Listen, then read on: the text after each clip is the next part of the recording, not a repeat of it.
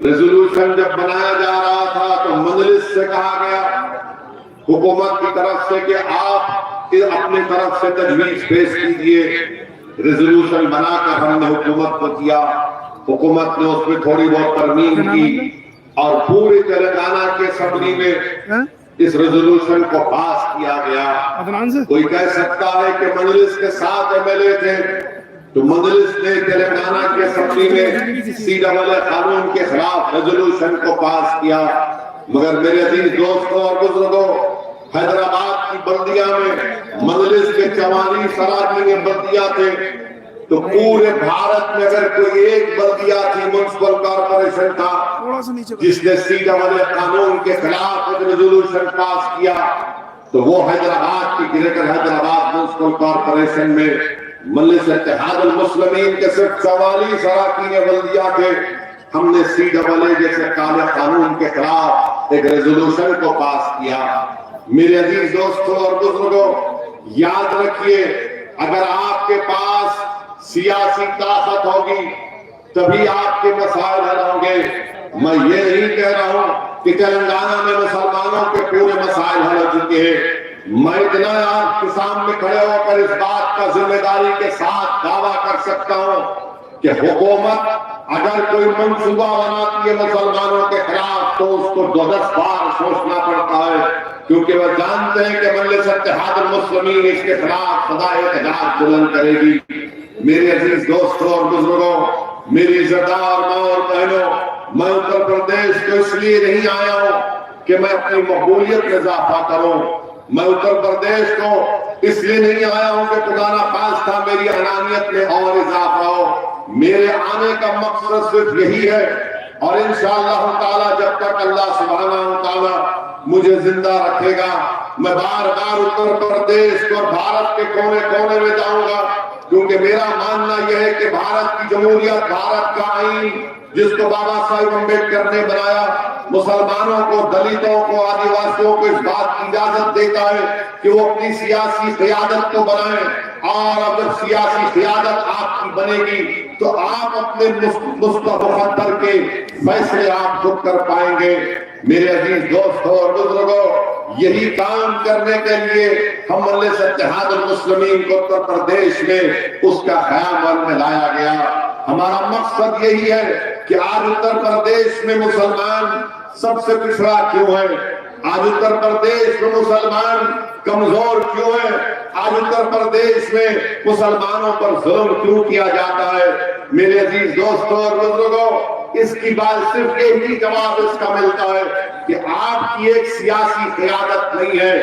आपने यकीनन अपने वोट से मुसलमानों को MLA बनाया, MP बनाया, विधानसभा भिजाया, पार्लियामेंट को, लोकसभा को भिजाया, मगर आपसे मैं ये दरख्वास्त करने आया हूं कि आप अपनी एक सियासी क़ियादत को बनाइए, अपनी लीडरशिप को बनाइए, ऐसी लीडरशिप को बनाइए जैसा चरण सिंह ने जाटों के लिए लीडरशिप को बनाई थी, ऐसी लीडरशिप को बनाइए जो मुलायम सिंह यादव ने यादवों के लिए बनाई, ऐसी लीडरशिप बनाइए जो बहन जी मायावती ने जाटवों के लिए बनाया, ऐसी लीडरशिप बनाइए कि बीजेपी ने आला जात के ब्राह्मण हो या बनिया हो उनके लिए एक सियासी प्लेटफॉर्म बना दिया, ऐसी लीडरशिप बनाइए कि अनुप्रिया पटेल है मगर कुर्मी उनको अपना लीडर मानते हैं। मेरे अजीज दोस्तों और बुजुर्गों, जब ये लोग ये काम करते हैं तो कोई इनसे नहीं कहता कि तुम्हारी वजह से फिरका परस्ती बढ़ रही है, तुम्हारी वजह से तनाव फैल रहा है। मगर मैं आपसे कहने आया हूं कि जब ये तमाम लोग अपनी अपनी सियासी लीडरशिप को बना सकते हैं और अपने समाज को फायदा पहुंचा सकते हैं तो क्या मायूब बात है कि उत्तर प्रदेश का 19% मुसलमान भी एक करवट ले और इस बात का तय कर ले कि इंशाअल्लाह ताला अब की बार हम अपनी सियासी क़ियादत को बनाएंगे और अपने वोटों से अपने नुमाइंदों को कामयाब करेंगे। जब हर समाज अपने नुमाइंदे को कामयाब करके लखनऊ में विधानसभा बन जा सकती है तो क्या उत्तर प्रदेश का मुसलमान अपने वोटों से अपने कैंडिडेट को कामयाब क्यों नहीं कर सकता। ये हो सकता है, ये जरूर होगा इंशाअल्लाह ताला। अगर मेरी जिंदगी में नहीं हुआ तो जरूर मेरी जिंदगी के बाद होगा। मगर मेरे अजीज दोस्तों और बुजुर्गों, आपने 75 साल इंतजार किया। आपने 75 साल में कई ऐसे असेंबली और पार्लियामेंट के इलेक्शन में आपने अपने वोट का इस्तेमाल किया। कभी आपको सब्ज बाग दिखाया गया, कभी आपसे झूठे वादे किए गए, कभी आपसे वादा किया गया था कि तुम्हारी मस्जिदों की हिफाजत की जाएगी, कभी आपसे वादा किया गया कि नौजवानों को बचाया जाएगा, कभी आपसे वादा किया गया कि तुम्हारी मां और बहनों की इज्जतों की हिफाजत करेंगे। हर उस पैमाने पर आप खुद फैसला कर लो कि जिसको आपने वोट दिया, जिसको आपने अपना मसीहा माना, जिसको आपने अपना नेता बनाया, मुख्यमंत्री बनाया, सांसद बनाया, वो कहां तक इन वादों पर उतरा। कभी अपने मोहल्लों में झांक कर देख लो कि क्या तुम्हारे घरों के अतराफ में, क्या आपके घर के अतराफ में अपने बच्चों को पढ़ाने के लिए कोई स्कूल का माहौल इंतजाम है। कभी अपनी आंखों से देखो कि क्या तुम्हारे जिस मोहल्लों में तुम रहते हो वहां पर साफ पीने का पानी तुमको मुहैया किया जाता है। मेरे अजीज दोस्तों और बुजुर्गों, मैं जिम्मेदारी के साथ कह रहा हूं कि इन मसाइल पर कोई बात नहीं करता। हाँ, जब मजलिस आकर उत्तर प्रदेश में इस बात का मुतालबा करती है कि मुसलमानों की लीडरशिप को बनाएंगे, तो तमाम पार्टीज मुत्तहिद हो जाती है, चाहे बीजेपी हो, समाजवादी हो, बीएसपी हो, कांग्रेस हो, और फिर हमारे ही सफों में ऐसे डरपोक लोग जो छुप कर बैठे हैं, जो ईमान का सौदा कर चुके, जो बेजमीन हो चुके हैं, वो कहते हैं कि नहीं, मवेशी जो बात कर रहा है वो टेंशन की बात कर रहा है। अरे मैं तुमसे पूछना चाह रहा हूं, मैं जमहूरियत को मजबूत करने की बात कर रहा हूं, मैं अपने वोट की कीमत और अहमियत को वसूल करने की बात कर रहा हूं, मैं ईमान को बेचने की नहीं, मैं ईमान की हिफाजत की बात कर रहा हूं, मैं मुस्तकबिल को रोशन करना चाहता हूं। ये मजलिस इत्तेहादुल मुस्लिमीन का पैगाम और नस्बुल हिंद रहा है। मेरे अजीज दोस्तों और बुजुर्गों, इस सियासी पैगाम को आपको समझना है। मजलिस के मुखालिफीन चाहे वो संघ परिवार के हो, अब ये संघ परिवार में भी एक आरएसएस ने मुस्लिम राष्ट्रीय मंच बनाया। मुस्लिम राष्ट्रीय मंच बनाकर उत्तर प्रदेश के मुसलमानों के पास जाकर उनसे कहते हैं कि आप क्यों लड़ना चाहते बीजेपी से, क्यों खामखा उनसे लड़ना चाहते हैं, आइए बैठकर बात कर लेंगे और इनको और डालिए। मैं उन लोगों से पूछना चाहता हूं आरएसएस से कि बताओ तुम्हारा जो ओथ है, जो आरएसएस के लोग जो कसम खाते हैं वो क्या है, बताओ, क्या वो संविधान के मुताबिक है? मैं जानता हूं तुम्हारा ओथ क्या है, तुम बताओ उसको। तुम इस मुल्क को एक हिंदू राष्ट्र बनाना चाहते हो, तुम इस मुल्क को एक मजहब का मुल्क बनाना चाहते हो, और आज आरएसएस के लोग जाकर इस तरह की बातें अवाम के दरमियान में करती हैं। बताओ आरएसएस वालों का ये बात सच नहीं है कि गोलवालकर ने नहीं कहा था कि हमारा जो तिरंगा है वो 3 रंग का, वो शुभ है, क्या नहीं कहा था अपनी ऑर्गेनाइजर मैगजीन में? क्या आरएसएस ने नहीं कहा था कि अंबेडकर का बना हुए संविधान को नहीं मानते, मनुस्मृति को मानते हैं? ये डॉक्यूमेंटेशन है। क्या गोलवालकर की किताब वी द पीपल डिफाइंड में नहीं लिखा गया कि मुसलमानों पर, ईसाइयों पर, कम्युनिस्टों पर भरोसा नहीं किया जा सकता? आज हिंदुत्व की बात कर रहे, हिंदुत्व का डेफिनेशन क्या से आया बताओ? 1980 तक कोई एक आरएसएस का लीडर का एक बयान बता दो जहां पे लफ्ज हिंदुत्व इस्तेमाल हुआ। श्यामा प्रसाद मुखर्जी से दीनदयाल उपाध्याय से लेकर 1980 के जमाने में सावरकर की हिंदुत्व की लिखी हुई किताब को लेकर हिंदुत्व की बात रखी गई। हिंदुत्व के माने क्या है जो सावरकर ने लिखे?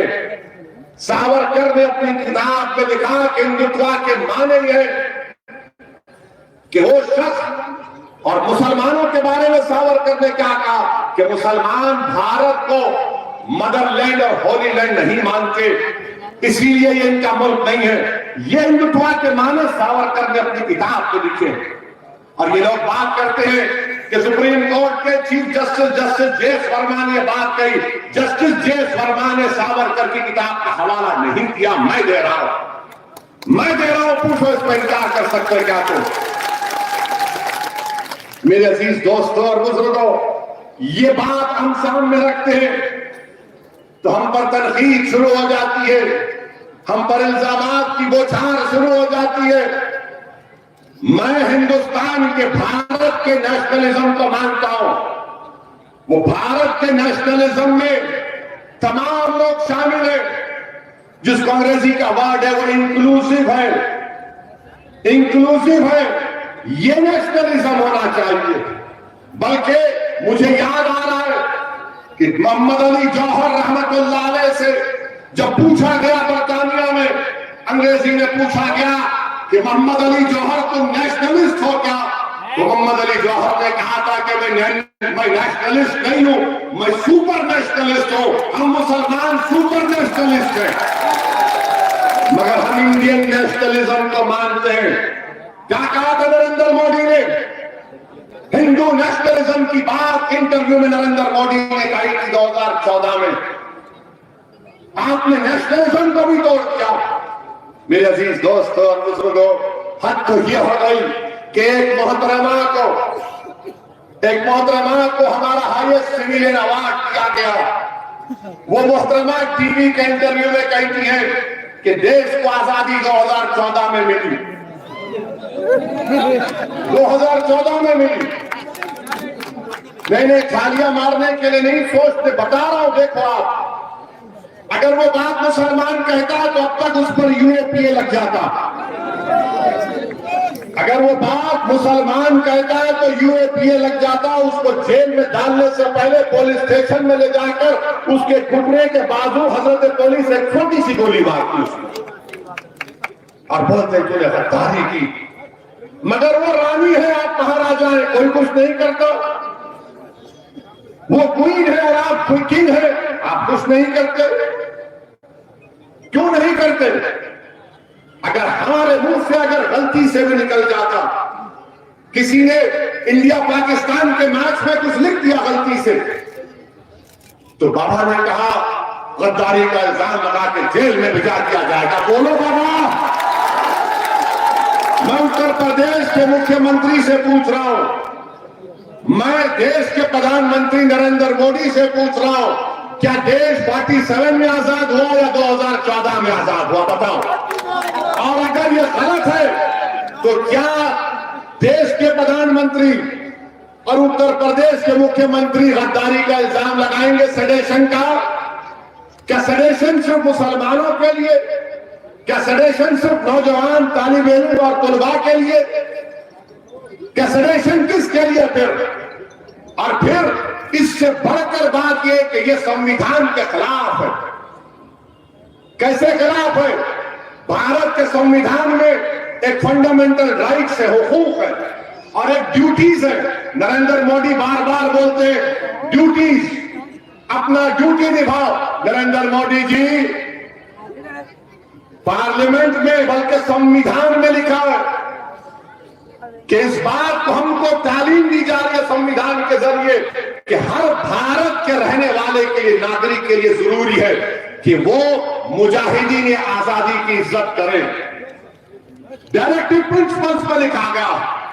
बताओ तुम क्यों खामोश हो? खाली एक बयान आ गया बीजेपी से कि इस बयान से हम नहीं मानते तो फिर हम जब बोलते हैं तो हम पर मुकदमा क्यों? हम कभी कहो कि तुम्हारी बात को नहीं मानते, मगर तुम जो चाहे मन गलत बातें अनाप शनाप बकते रहोगे। अगर हम इज़हार ख्याल करेंगे, हमारी राय तुमसे मुख्तलिफ होगी, तुमको पसंद नहीं आएगी तो जेल मेरा मुकद्दर या गोली मेरा मुकद्दर बना दिया जाता। ये कौन सा इंसाफ है? इस पर कोई बात नहीं होगी।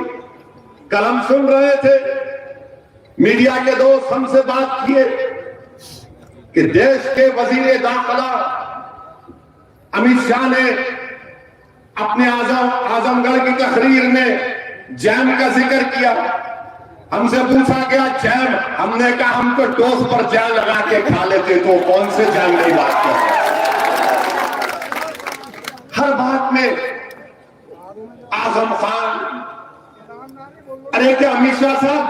मुसलमान का नाम लिए रात में नींद नहीं आती क्या आपको? आपके पेट में इतना दर्द क्यों होता मुसलमान के नाम से? आप तो भारत के होम मिनिस्टर है ना, कि जेल में लगा दिया, आजम को ला दिया, मुख्तार को ला लिया। जिना के बारे में हमको क्या बोलना है, हमको ताल्लुक भी नहीं, मगर हमारे से ज्यादा ये लोग बोलते थे ना, हम नहीं बोलते।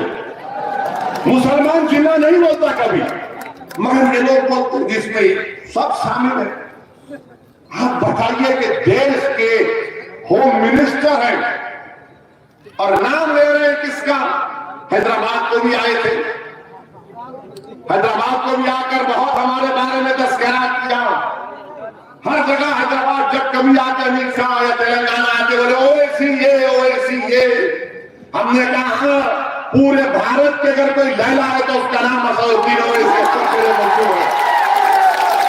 इनको सुकून नहीं मिलता ना, इनको सुनिए, इनको सुकून नहीं मिलता। नाम लेना चाहिए मुसलमान का, नाम लेना चाहिए। अरे शिबली के नाम लेना था आजमगढ़ में, हजरत शिबली का नाम लेना था आजमगढ़ में, क्यों नहीं लिए? उन्होंने भी तो बहुत काम किया ना, तारीख बनाई इस मुल्क की, मगर इनको शिबली याद नहीं आया, इनको आजम याद आ गए। इनको कैफे आजमी याद नहीं आया, इनको मुख्तार याद आ गया। अच्छा ये बताइए होम मिनिस्टर साहब, आपने ये बताया कि ये मुसलमान क्रिमिनल है, हम नहीं मानते आजम को क्रिमिनल। कोर्ट ने भी कोई फैसला नहीं दिया, कोर्ट जब फैसला देगा, मगर हमको ये बता दीजिए कि आपका होम मिनिस्टर, आप ही के मिनिस्ट्री में मिश्रा साहब मिनिस्टर है, उनका बेटा क्या जेल में फूल बेचने के लिए गया? जेल में उनका बेटा किस लिए जेल में है बताओ अमित शाह? उनका बेटा जेल में इसलिए है क्योंकि उसने 4 किसानों को अपनी गाड़ी से रोक दिया, अपनी राइफल से गोली चलाकर उनका कत्ल किया, और आप उसको अपना मंत्री बनाकर अपने बगल में बिठाकर लखनऊ में कहते कि मैंने टेलीस्कोप से दूर दूर तक देखा, कोई क्रिमिनल उत्तर प्रदेश नजर नहीं आया। तो किसी ने कहने वाले ने कहा अमित शाह बाजू खड़ा है, तुम सामने देखो।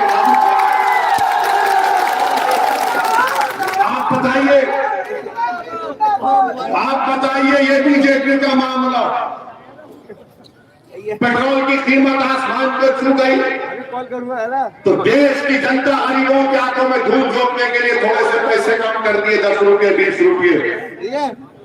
जब आप 20 रुपये कम कर सकते हैं तो आप 40-50 रुपये भी कम कर सकते हैं, क्यों नहीं करना चाह रहे? आप गरीबों का वोट लेंगे और गरीबों का खून भी चूसेंगे, और महंगाई गरीबों को मार रही है।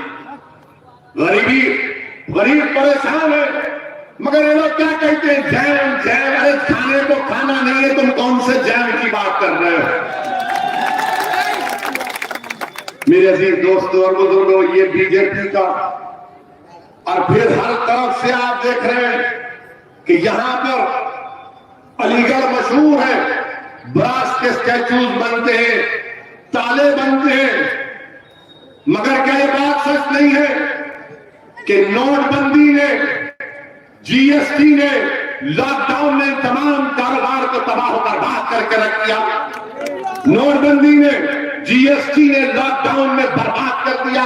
वेल्डिंग का काम होता था, वेल्डिंग के काम के लिए उस सिलेंडर में ऑक्सीजन की जरूरत पड़ती, 1000 यूनिट बंद हो चुके हैं। मगर बीजेपी के लोग बात करेंगे तो जे की बात करेंगे, या जैम की बात करेंगे, या फलान की बात करेंगे। मेरे अजीज दोस्तों और बुजुर्गों, और फिर अमित शाह कहते होम मिनिस्टर हैं, देश के होम मिनिस्टर हैं, वो कह रहे हैं कि जितने लोग क्रिमिनल हैं वो कहते हैं गोली मत मारो मारे। अमित शाह साहब आप बताइए, गाजियाबाद में, मैं 2 दिन पुरानी बात कर रहा हूं, गाजियाबाद में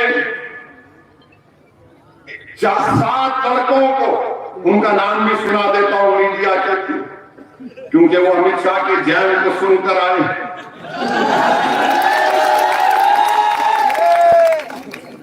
गाजियाबाद लोनी में मुस्तकीम, सलमान, मोनू, इंतजार, आरिफ, नाजीम और बोलो, इनको गाजियाबाद के स्टेशन इंचार्ज राजेंद्र त्यागी ने और वहां के इंस्पेक्टर ने ले जाकर इनके घुटनों के पास गोली मारी, छोटी सी बड़ी छोटी सी गोली मारी और कहा कि लोग गाय की स्मगलिंग कर रहे थे, गाय की।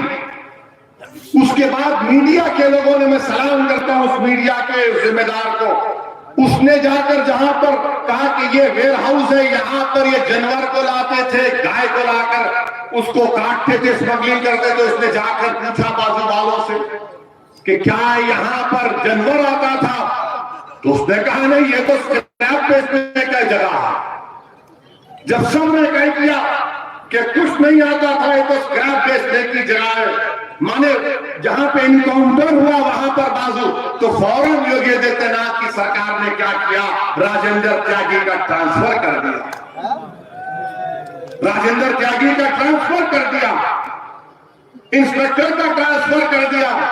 और अमित शाह बोल रहे थे गोली मारते हैं, ये गोली मार रहे हैं, ये गोली मार रहे हैं मुसलमानों को, जहां पर कोई गाय की स्मगलिंग नहीं, आपने सिर्फ मार दिए। और मैं पुलिस वालों से कह रहा हूं, याद रखो, याद रखो, हमेशा बीजेपी इख्तिदार पर नहीं रहेगी, याद रखो,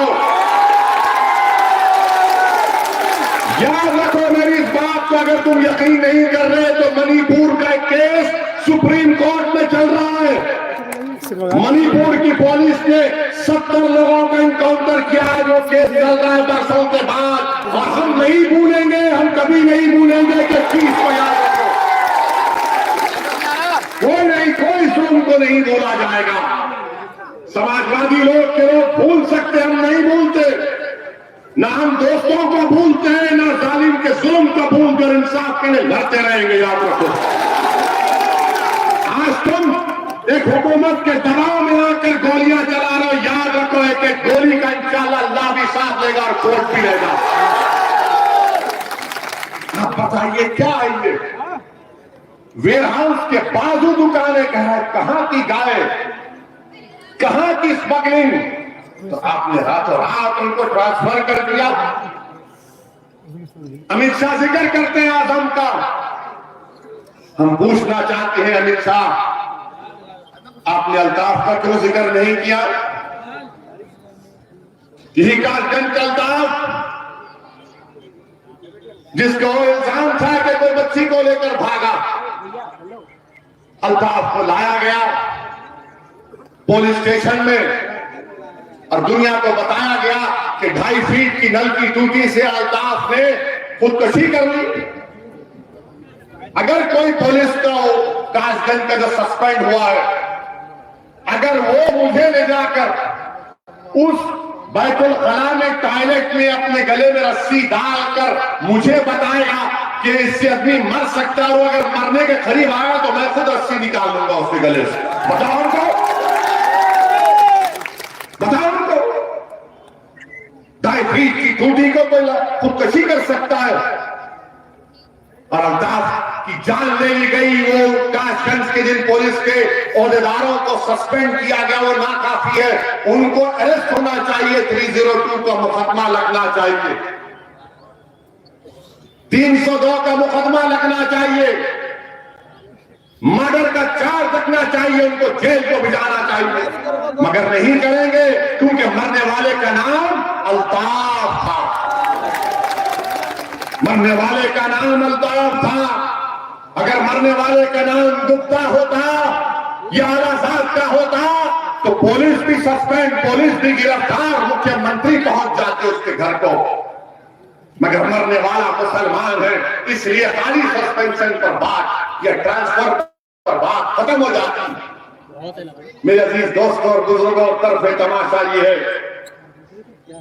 कि 2:30 बजे अल्ताफ की मौत होती है और 4 बजे 1.5 घंटे के बाद कासगंज की बहादुर पुलिस योगी आदित्यनाथ की गवर्नमेंट में 2:30 बजे अल्ताफ की मौत और 4 बजे अल्ताफ के खिलाफ उल्टा FIR किया जाता।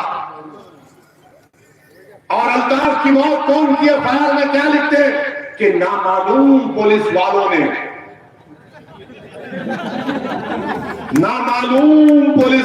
अल्ताफ को मार दिया।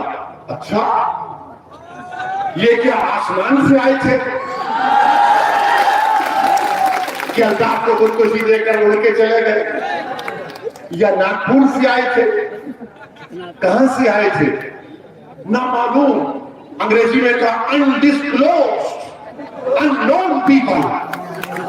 वाह बाबा, क्या काम चला रहे आप। ये मजाक, एक इंसान, एक बाप को अपने बेटे से महरूम कर दिया गया और बाप से खाली पेपर पर अंगूठा ले लिया गया और लिख दिया गया कि इसका बाप तो खुश है हमसे। हाँ, जिस तरह देश की जनता योगी और मोदी से खुश है, खुश है, फिर सबको आप अंगूठे में दबा दो और ले लो। मगर एक बाप जब अपने बेटे को खोया है ना, और याद रखो, जो लोग जुल्म करते हैं, अगर मैं भी जुल्म करता हूं तो मुझे अल्लाह कभी नहीं माफ करेगा। अल्लाह सुब्हानहू व तआला जालिम के जुल्म को कभी नहीं बर्दाश्त करता। और एक मजलूम की आंख में जब आंसू आते हैं तो अल्लाह की रहमत जोश में आ जाती है। तुमने एक बाप से उसका बेटा छीना, इंशाअल्लाह ताला अल्लाह इंसाफ करेगा। अल्लाह की लाठी में देर है, अल्लाह की लाठी में आवाज है, याद रखो। तुमको मालूम भी नहीं होगा, जिन्होंने अल्ताफ को मारा, जो जुल्म कर रहे हैं, चाहे किसी मजहब के हो, डरो अल्लाह से, डरो कुदरत के निजाम से। जुल्म करने वालों, फिरौन भी जुल्म किया, नमरूद भी जुल्म किया, यजीद भी किया, मगर इनका जुल्म खत्म हो गया। दुनिया में नाम हक का था, हक का रहेगा। दुनिया में मजलूमों को इंसाफ मिलेगा, इंशाअल्लाह। मेरे अजीज दोस्तों और बुजुर्गों, और फिर आप ये भी देखते हैं कि लोग बार बार मुझसे कहते हैं कि सेकुलरिज्म की बात, लोग बार बार कहते हैं कि सऊदी ओवैसी तुम सेकुलरिज्म को कमजोर करना चाहते हो। मेरा उनसे एक सवाल है,